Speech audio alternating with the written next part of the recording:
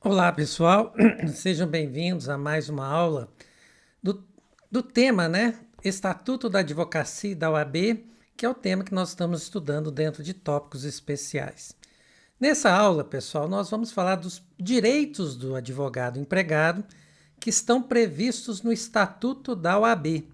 Lembrando que, por ele ser empregado, ele tem todos os direitos advindos da CLT, né?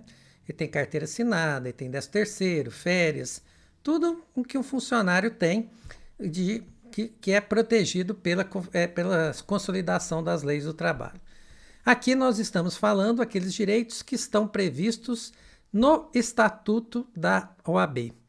E o primeiro passo é a questão do salário mínimo do advogado. O Estatuto da OAB, eu não sei se de uma forma benéfica ou não fixou um salário mínimo para o advogado. Nós temos outras profissões, por exemplo, a engenharia civil, que o Estatuto da Engenharia Civil prevê o salário mínimo de 4 salários mínimos, se ele trabalhar até 40 horas semanais, 5 salários mínimos, se for 40 salários mínimos, se for 20 horas semanais, 5 salários mínimos, se for 40 horas semanais. Então, lá no Estatuto da Engenharia existe, né? Só para dar um exemplo, que algumas legislações outras fixam o salário mínimo da categoria. Aqui no nosso Estatuto da OAB não se fixou, né? Então não temos, né, esse salário mínimo fixado por lei. E aí o nosso Estatuto falou que o salário mínimo vai ser fixado em sentença normativa, acordo ou convenção coletiva de trabalho.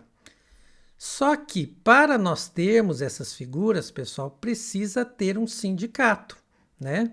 E isso está previsto lá no Código de Ética e Disciplina da OAB, no artigo 11, que compete a sindicato de advogados, né, representação dos advogados nas convenções coletivas, os acordos ou os dissídios coletivos. Então precisa ter um sindicato de advogados, se não tiver a federação ou confederação dos advogados. Acontece que existem os sindicatos dos advogados, embora eles não sejam muito conhecidos. Aqui em Minas Gerais, por exemplo, existe o SINAD-MG, né? Sindicatos de Advogados de Minas Gerais. Então, é um órgão que tem essa incumbência de fazer acordos, né? Fazer convenções, fazer os dissídios envolvendo os advogados empregados, inclusive a fixação de salário mínimo. Tá bom? Então, acredito eu que esses sindicatos existam em todos os estados da nossa federação.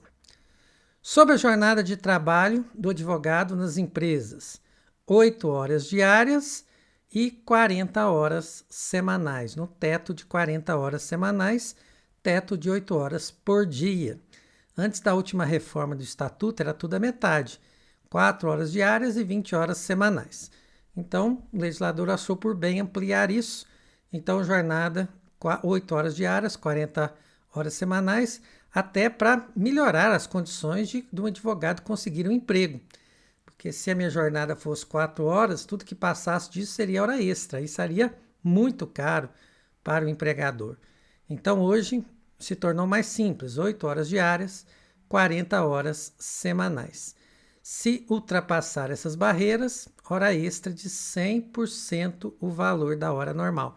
Já caiu na OAB perguntando qual que era esse percentual. É o dobro, viu, pessoal? 100% do valor da hora normal que nós temos.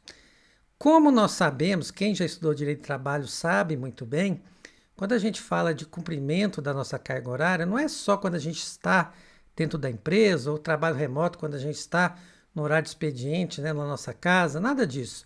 É sempre quando estamos à disposição do empregador.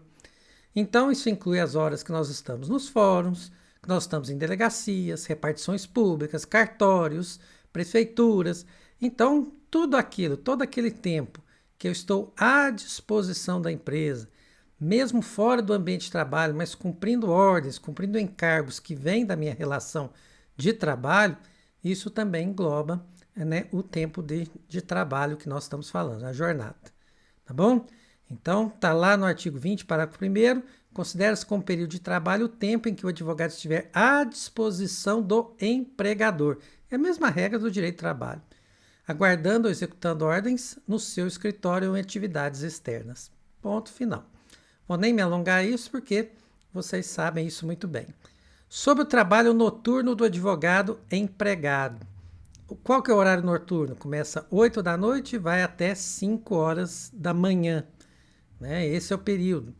Tem um adicional de 25% sobre a hora normal, porque entende-se, né, que o trabalho noturno é mais penoso. Para mim não é não, viu, gente? Confesso a vocês que eu gosto muito de trabalhar à noite, às vezes até de madrugada, eu acho que meu trabalho rende muito mais. Mas, Roberto, isso não vem ao caso, então desculpa aí tomar tempo com isso. Então a verdade é que tem 25% sobre a hora normal e igual ao direito do trabalho, essa hora noturna é reduzida, né? Então em 52 minutos e 30 segundos. Então, direitos do advogado empregado também. E o último direito que o advogado empregado tem é a respeito dos honorários de sucumbência. E aqui o Supremo Tribunal Federal foi muito cruel com os advogados empregados, eu vou mostrar para vocês. Primeiro que isso é uma coisa, né, que não é tão pacífica assim, embora o Supremo já tenha decidido, a OAB briga muito com relação a isso, tenta mudar isso de forma legislativa, então isso pode cair na prova de vocês, mas eu acho altamente improvável, tá bom? Pelo menos a parte que não é pacífica eu vou mostrar para vocês aqui. Sobre honorários de sucumbência, a gente sabe, os honorários de sucumbência são aqueles devidos ao advogado, né? Por ter tido sucesso numa demanda.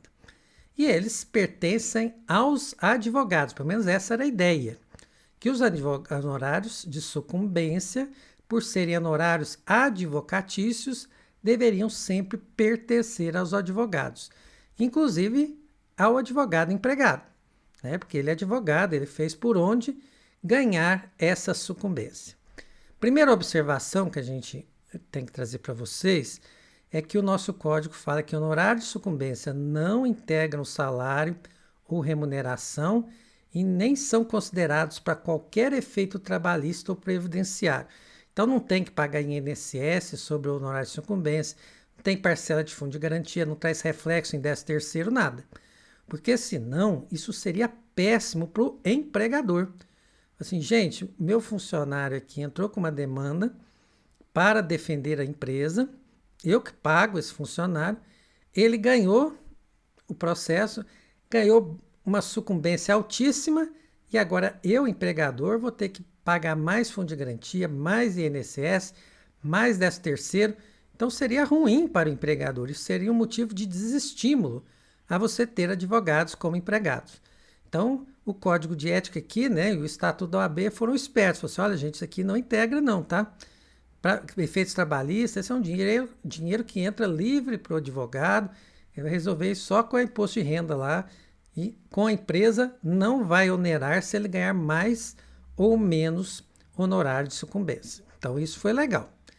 Agora, preste atenção nisso aqui. Honorário de sucumbência, onde atua o advogado empregado de uma sociedade de advogados, ou seja, existe uma sociedade de advogados, são advogados que contrataram outro advogado como empregado. Como é que fica esses honorários de sucumbência? A distribuição desses honorários, pessoal, vai para um fundo, uma caixinha, vamos falar assim, e esse valor tem que ter um acordo, né, entre a sociedade e o advogado empregado para saber como é que vai ratear essas despesas aqui, esses honorários de sucumbência. Olha, pode ficar tudo para a sociedade? Pode. Até não tem problema, por quê? Porque são advogados. Então, os honorários ficando na mão dos advogados é o que almeja o Estatuto da Advocacia e da OAB.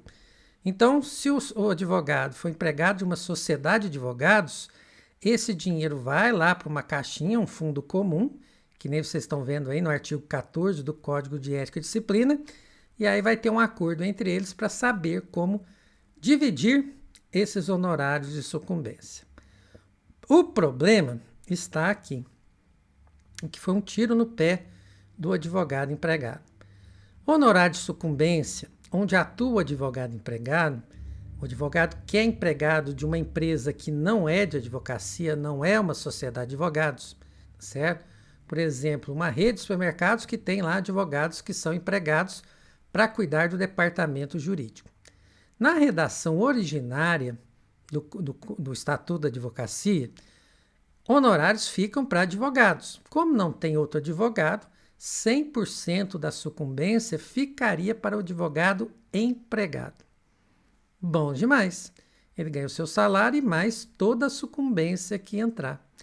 O problema é que o Supremo Tribunal Federal achou que isso é inconstitucional, porque o Supremo entendeu que os honorários de sucumbência admitem transações sobre eles, são negociáveis, são direitos disponíveis.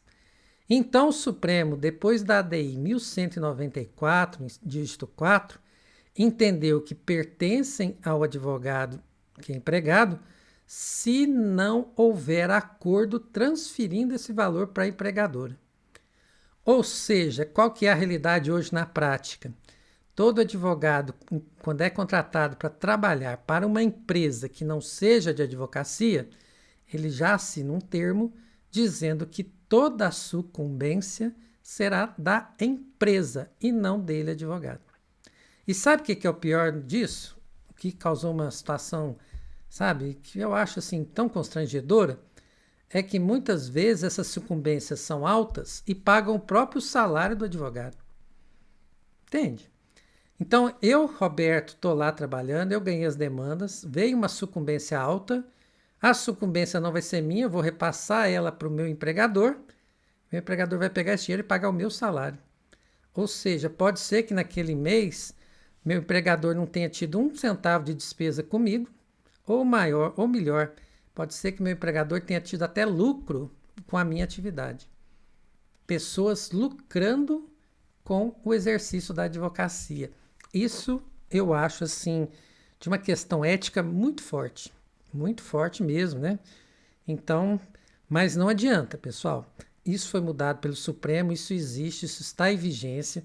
Conheço advogados que são empregados que repassam a sucumbência para os empregadores e não tem muito o que fazer, não. Certo? Se brigar lá, perde o emprego. Então, o que a OAB está fazendo é tentando mudar isso de uma forma legislativa. Criar uma lei dizendo que não pode ter esse tipo de acordo. Mas, por enquanto, é só um projeto de lei. Então, hoje é uma questão tumultuosa, essa questão da sucumbência para quando o advogado for empregado de uma empresa que não seja de advocacia. Certo? Mas é isso que prevalece nos dias atuais. Se eu sou funcionário, se eu sou advogado de uma empresa que não é de advocacia, eu posso ficar sem esses honorários também. Tá bom? Então, esse que é o detalhe. Ah, mas na sociedade de advogados, o advogado empregado também pode ficar sem a sucumbência. Tudo bem, mas ali são advogados. O advogado empregado não recebe, mas quem recebe são advogados. São advogados lucrando com a advocacia. O duro é a gente ver uma rede de supermercados, por exemplo, lucrando com serviços de advocacia. É isso que não me desce. Vou ser sincero para vocês, não me desce. Tá bom? Então, esse é o último tópicozinho que eu tinha para falar sobre o advogado empregado. Tá bom, pessoal? Mais uma vez, muito obrigado e até a próxima.